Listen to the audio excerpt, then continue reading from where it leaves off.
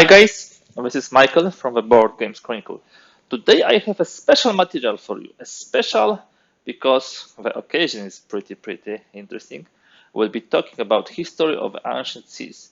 A huge box containing actually three games: Hellas, This Era, and Mare Nostrum. So Hellas, the Day of Wrath, and Our Sea. This huge box is just being delivered to many backers on the Kickstarter. You could actually get each of those games separately, or you can get a big box. This is game by the Sound of Drums, a company from Europe, which really produces a beautiful, fantastic, and really interesting games. They are just entering the market. I hope that you will like their products. Personally, when I first had the chance to play Hellas around a year ago when the Kickstarter campaign was starting, I was really astonished how nicely this is produced.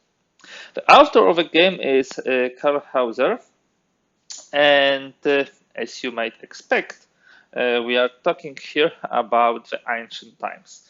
Everything goes about across ancient seas and mainly the Mediterranean, Mare Nostrum, as the Romans were calling it.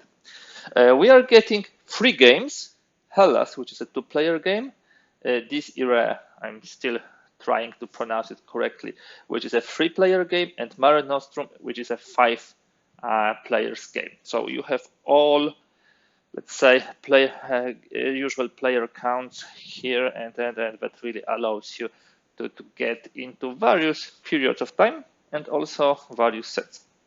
What we will do today, we'll use this huge sturdy box. I was trying to put this into the camera. I hope I'm able to actually get all the goodies clearly visible. I will not be flipping it as I usually do in my first look at videos. Rather stay with this. Couple of words of introduction from the historical point of view. None of these games is set in some specific period of time, but it's pretty easy to guess more or less when they took place. Hellas will be about the struggle between the Sparta city-state and Athens city-state and their, let's say, allies. So this takes place more or less around first or second Peloponnesic War. So it would be like 430, 460 BC. This era is three-player game where we have a struggle of Greece, so Greek city-states, Persia, and also Egypt. So it will also be somewhere in the past. You can say, oh, maybe it's around Marathon and around Thermopylae, or maybe a little later. So it could be like 500, 480 BC. Mare Nostrum is a five-player game where you have, again, Greece, Persia, Egypt, but also Carthage and Rome. That means that it will be much later, like 200 BC, something like this, maybe around First and Second Punic Wars. But this is not the most important part of this game, where it exactly takes place. What is more important is the setting, is the mechanics, and is also the flavor and theme, which is shown here.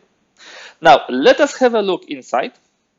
I will go through all components. I will slightly tell you about the rules, but I believe that it's better to do a dedicated videos which will discuss the rules.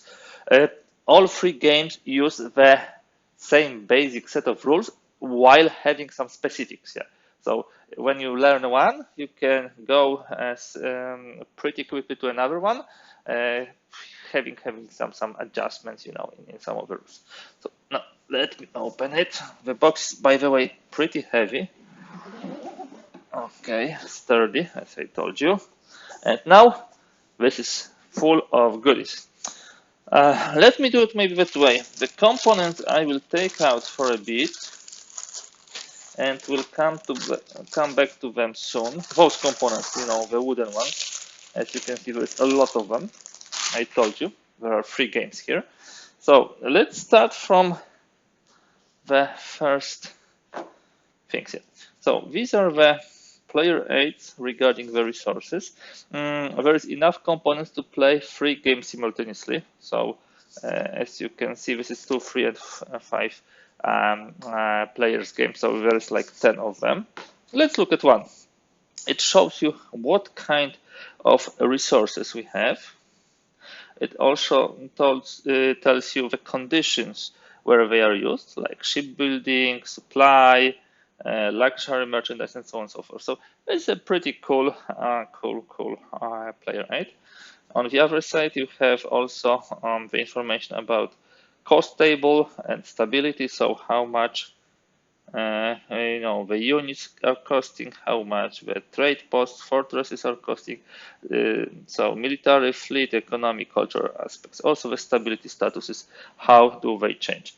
Really nice, sturdy. You see, this is a thick player aid where you have all the important information, and there is enough for one player, and you can play even 3 games simultaneously. So this is the first. Then you have the actual factions, and let me see one thing. Let me zoom in. If we look here, we can see that each and every component has a very nicely written down which game they are from. So this is from Hellas. This is very subtly written, but if you have any problems where particular component should be used, you can easily do it. So first we have Sparta and Athens. So this will be from the Hellas game, 2-player game. Let me move it a bit. Okay.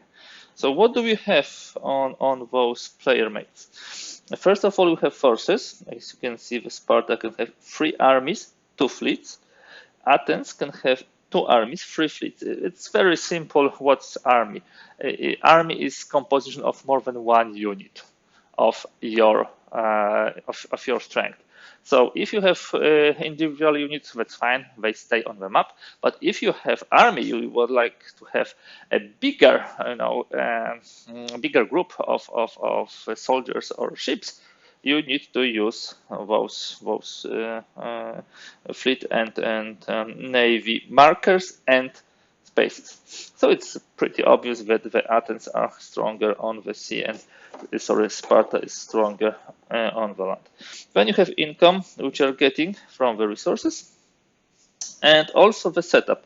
So how many and which units each of those sides have. So this is for the 2-player game. In the 3-player game, we would have Greece, Egypt, and Persia. This is Mare Nostrum version, so no. So let me take, this is,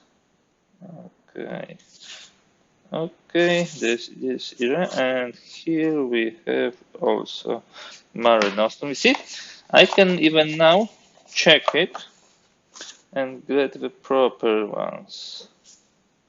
Okay, so we have now like 3 of the Greece. It will have some special ability. I told you that the games will differ from title to title. 3 fleets, only 1 army. Egypt, 4 armies and 1 fleet. And here we have 3 armies and 1 fleet. I believe I might mix it up, but no, everything should be fine. Okay. And last but not least, if we play with 5 players, we again would have, of course, Egypt, Persia, and Greece. That's sure, but we'll have 2 more. That is Carthage, and you have special ability.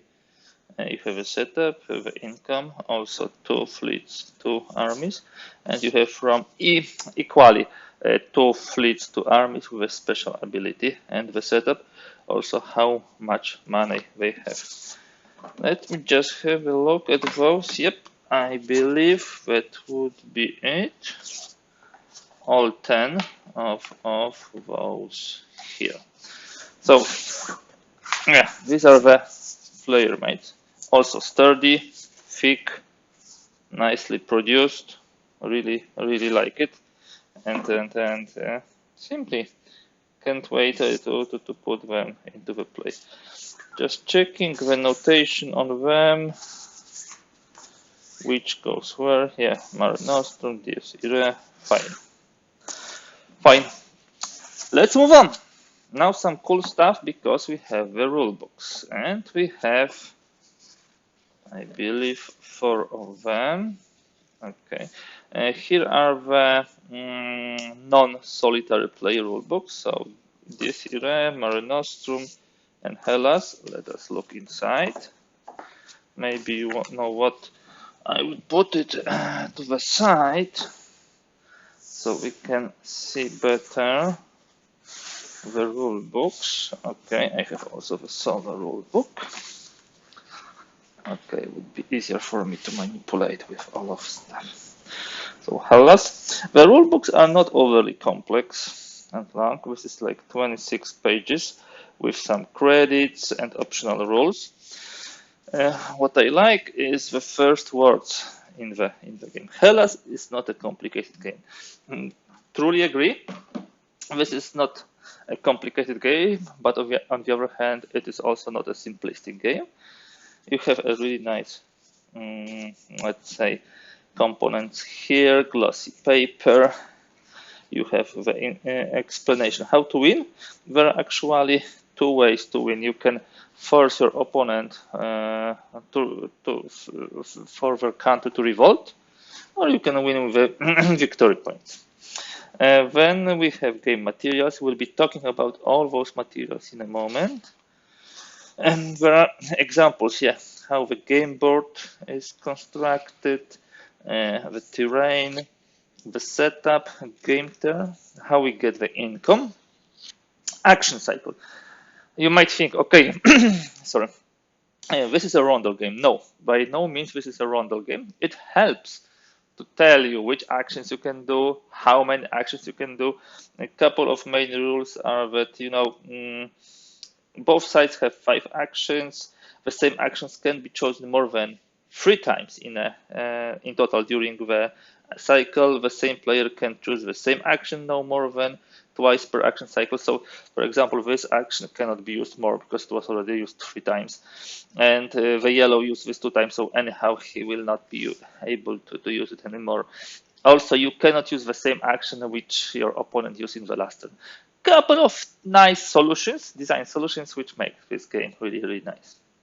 We have information about the movements, terrains, how do we attack, how do we resolve the combat, then how do we build units, fortresses, monuments, also the trade post, and so on, create trade post.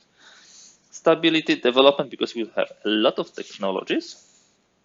And then also, this is cool stuff, ask for armistice. If your war is not going well, you can ask for armistice and it will be granted. Yep, exactly. So it costs you a little, but you are not completely, destroyed. How to create fleets and armies. So I told you that if you have more than 1 unit, you use it simply that way. Revolution. If one player has reached the revolution level on the stability track, he immediately loses the game. The other player wins. And then, some optional rules. And I believe there will be also a scenario later in the box. Okay, the other rule books follow similar, let's say, setup or use content, slightly different game materials, couple of specifics also here. So, I will not go in details through them. Mare Nostrum. Mare Nostrum will have this player aids with special actions, special abilities, yeah. And of course, the different map is being shown here, and a little more information. There are more tracks there. As I told you, the game changes between Hellas, Dies Irae, and Mare Nostrum. Last but not least, we are also getting the Archimedes solitary module. I am really glad of this. There will be set of cards. It's here. Yeah, this is the set of cards which will be used in the Archimedes expansion. So now let me open it. We'll look immediately into this, yeah, while we are at that part. This is becoming more and more common theme, but the games are getting this some kind of solo module, and the one which is card driven is probably my preferred one. So you would have a card which will tell you what to do in which order, and of course the instruction tells you about choices, how to do them, some notes. There is not too many rules, as you can see, like 5 pages about AR rules, and of course setups: Hellas game setup, this era, and Mare Nostrum, because each of them has slightly different setup, number of players, and of course the AI will be playing differently. So cool to see this. Again, very nice glossy rule book. Let me put it here with a solo expansion. What we have next? When we have talents, this will be very important part of your economy and also funding of the wars. Yeah, and you will be getting them from the resources map. Okay, doc. Then we have, that's important. There are 2 important charts, and these are the player aids for them. Development chart. So you will be developing the technologies. There will be military technologies, fleet technologies, economy, and cultural. As you can see, it takes time to develop them fully and reach the golden age. We'll see for each of the game in a moment. How does it look like? And we have also the merchandise control table. This is the explanation how it works. We'll not be going into too many details. Enough to say you need to track. It's the same. You need to track how many resources of particular type each of the faction has. It will be getting then some money in the income phase. Luxury usually will give you the most money, but remember that those will be needed for supply and those for the shipbuilding. So while some of the resources might not give so much money and income like luxury, they will have different use. So this is explanation, and now let me just make some space here. I told you there's a lot of beautiful and fantastic components in this game. The only thing which I need to make sure is to have enough space on my table for those. Now, yes, I wanted to show this to you. So these are the resource tracks. There are different ones for each of the games. You can always check which game is it. Yep. Here, barely visible, but yeah, it says Hellas. That's good if it's barely visible. So this is for with the 2 players, you don't have too many options. As you can see, those gives you a lot of money very quickly. Those slightly slower. In the 3-player game, you have a little bit more of those. You have also astronomy, material science, I believe. Yeah. Okay, this was also there, but with not so many resources on the map. And here this grows quicker, I believe, or maybe not even quicker, but there are not so many resources predicted per one faction. Nice. And in a 5-player game, which is even larger, this looks like this. These are the army supply, manufacturing, shipbuilding. As you can see, each of them has some usage. Banking. So these are the resources tracked for each and every of the 3 games. There is a different one. Now, let me have a look at the technology charts. I really like this part of the game. This makes each session unique because you usually develop it slightly different way than in your previous game. So first of all, we have, of course, the Hellas technology chart. So as I told you, we have military, fleet, economy, culture. We have phases, phase 1, 2, 3, 4. And in this phase, during those three, let's say, development phases, you are getting this bond. So you have warrior with 3 movement points and combat value of 1. You need to have at least one development done here to have access to warrior. Here we would have galley, bireme, trireme, and astronomy.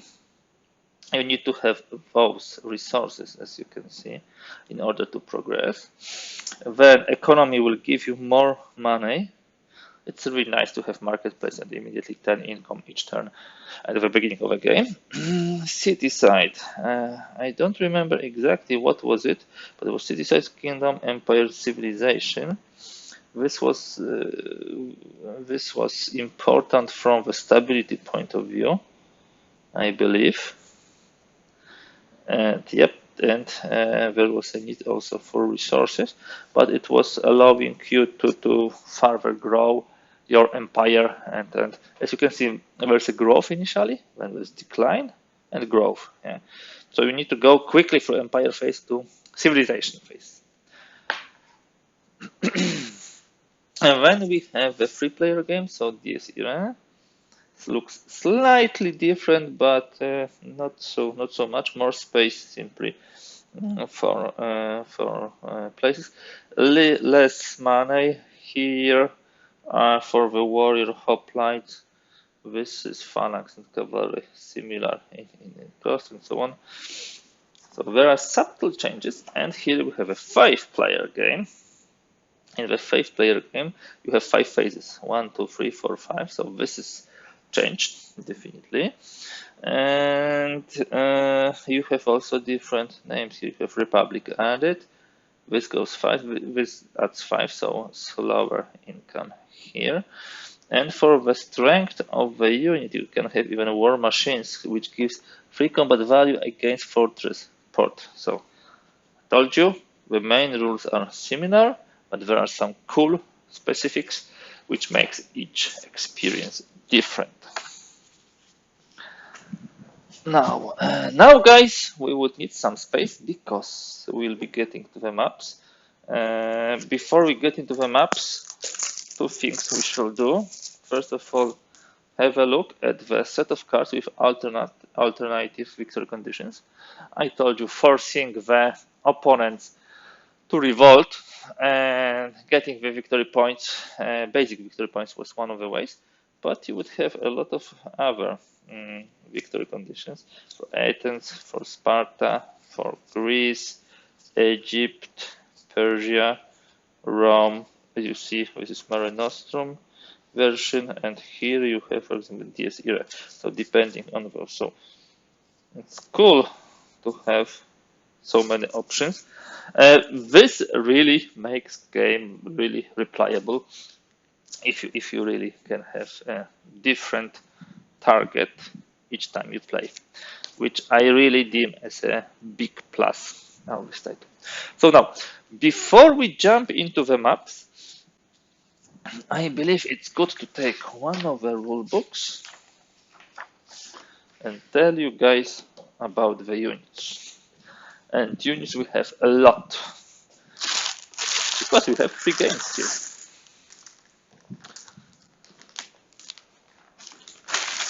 Here they are.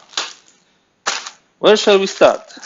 Let me start with the ships. So we have nice, beautifully crafted ships. These are the individual ships. So these are not fleets, so individual ships. 2 or more of those will be creating fleets. So here are the ships.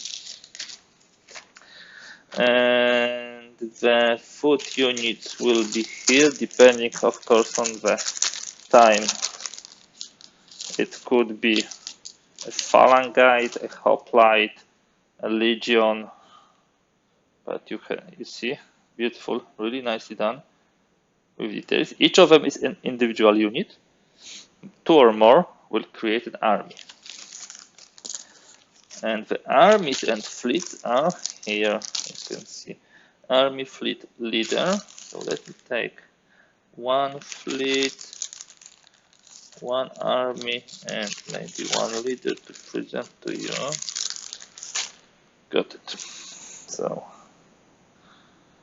as you can see, really nicely produced, full of details. Yep. And they will be marking on the map the leaders and gatherings of fleet and armies. Then we have trading posts and cubes. There's a lot of them. The cubes will be marking the stability, victory points, where you are on the resources track, where you are on technology track, and trading posts you will be taking, control of the resources. And trading post is not a fortified space, simply a trading post. The fortresses, which I believe we have here, will be a fortified trading post. Yes. So this is monument and this is a fortress, and it's not so easy to get control of the place with a fortress. But of course, you need to build it, to spend money, to spend action on that. Monuments, I believe, will be adding to the victory. So I will probably create packets of colors per faction. There will be some sorting of this, but that should be completely fine. I like the quality of these wooden pieces. Really, really nice. Last but not least, we should have a look at the maps. We'll have a different map for each and every game. So let me start with Hellas. The maps are sturdy, mounted ones, beautifully produced. And also, I like the graphics. So there was some discussions. Initial maps were more brownish, if I remember, and now we have a little more greener, which I believe is a good evolution. So what do we have here? Here's the map of Hellas. We would have Sparta here, you would have Athens here, you would have neutral Sicily here, and neutral Persia over there. Here is the control track, how many land provinces you control, how many islands you control, how many land provinces. You see, this is a province. In order to control province, you need to control all the resources. These are the cities. This is not a city, this is just a resource. Here is the supply. Based on the number of yellow things, you can have that many units. Here is the stability track. As I told you, if it reaches the revolution, this side loses. This huge stability here adds you the combat value, but also the golden age. Victory points, whoever reaches first the 10 points wins. But if you would like a shorter game, it can be to 9 or to 8. This is not a rondel, let's be honest. This is just a mark of which actions can be taken. As I told you, maximum one action can be used 3 times. Player can have maximum 3 times by both players, but one player can maximally use one action 2 times. You cannot use the same action as your opponent previously. You work on stability, you move troops, you build, you develop technologies, you attack, you trade, and you can ask for armistice. Beautiful map. Yeah, this is turn order, also an armistice here. And I believe that's all for the Hellas. Really nice map. And this is pretty quick game. For 2 players, I believe we were able, and we were playing a little aggressively with my sparring partner and tester for the Hellas. We were able to play like 2 games in the evening easily. So now the second game, Dies Irae. So Day of Wrath of Gods. Let us have a look here. A lot of similarities, as you can see. Slightly different distribution of elements on the map. Here will be the starting part of Egyptus. Here is the Greece. Over there will be the Persia. Here we have again the control, victory points, supply, and stability. That's where the actions will be. With the armistice, with the free players will have more and more options. And of course, here is the turn order. Again, the map is sturdy, mounted, beautiful, really nicely produced, and clearly visible. I like those hexes, the subtle way of marking the hexes with not a full thick line, but a subtle line. So this looks really nicely. There will be a lot of commotion here on the islands. Most probably the naval technologies will be important. Egypt can go into the Syria. Probably Persians can go into the Greece. Greece will be taking over here. Wow, can't wait to bring this to the table and simply play it. Now, for the third game, Mare Nostrum, well, we would need some more space than what I have here, because this will be consisting of 2 maps for 5 players. Yeah, it will be for 2 maps. And if you look at the names of the provinces, Illyricum, Moesia, it's more like from the Roman times, of course. Okay, this is the first part of the map. And this is the second part of the map. Okay, and I need now to look into the camera to see how much you can see. Okay, I believe we see a lot, but not everything. So let's go. Let's start from this part. Here we have armistice and turn order. Here would be the Romans, and you can see a lot of small provinces here. On the other side, over here, we would have a victory points, bigger. This is bigger to accommodate for more players being able to be at each and every victory point level. Here are the actions. A lot of cubes will be here. Let's go here now. Here we would have Rome, Greece, Persia, Egypt, and Carthage. Yep, exactly. Here we have a stability track. Here we have a control track. And here we have a supply. With a control, there's only one track here. There's no differentiation between the provinces and islands. Previously there was. Usually there was a possibility to control many more islands. In this case, that's not. Bigger map, bigger game. 5 players, beautifully produced, mounted. I can't imagine playing this without the mounted map. Wow, beautiful. Just looking at this and thinking when to bring this to the table. The good thing is that once you learn the basic rules, you can take a couple of your colleagues and play Hellas 2-player, and then bring all of them for the 3 or 5 player game, and they will immediately jump to the rules of those bigger games. So that's also a tactic, how you can agree with your colleagues and friends. Okay, so let me now bring it back. I told you there is a lot of great goodies in the box, beautifully produced, and really making a huge impression. Is it all?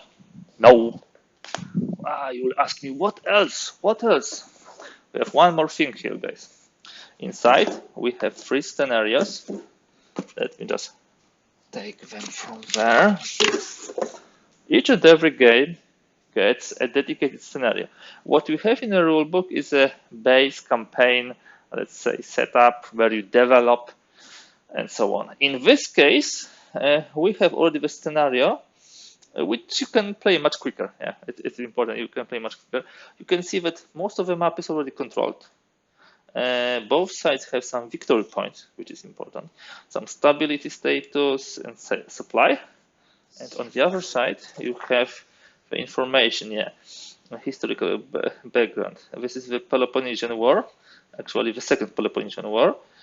Set up victory conditions also where on the technology tracks are the players really like to have simply the more historical approach also to this. The second scenario is for the three-player game, and yeah, okay, I would need to read exactly when it happens from the time perspective. Okay. Okay. Mm-hmm. 300. Okay. So it's after the times of Alexander the Great, or is it Alexander the Great? I believe this is the Alexander the Great actually scenario, which would be cool. The name of Alexander marks the end of one age of the world, the beginning of another. Yep. History of ancient cities, this is Alexander the Great. Yep, I should read. Really cool. You can see two armies here, I believe, ready to strike into the Persia, which would be very interesting. Again, already some victory points, so much quicker game.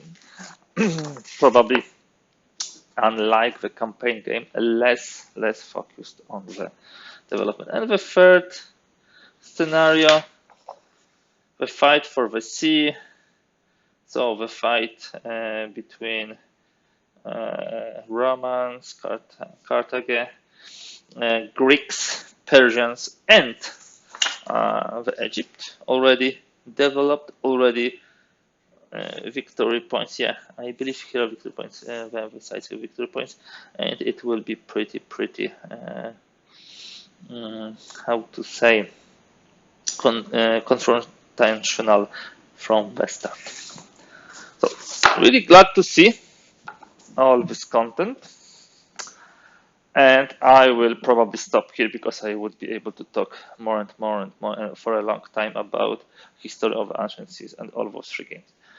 Guys, today this was a short, or maybe not so short, first look at this game. Hopefully you enjoy it. I really had a blast testing this game. Now I'm really glad to see the fruition of the campaign. I believe this would be a very well time spent when you play this game. I tried to show you the components, maybe tell you a little about the rules. Hopefully you like it. I'm going to bring this game very soon to the table, so probably we'll create more content about how to play, about some strategies, about the rules. So please stay tuned. I will definitely be back. If you like this material, please give thumbs up. If you like to see more content like this, kindly please subscribe. And of course, as always, use the comments down below this video. Thank you for today, and thanks for watching. Bye.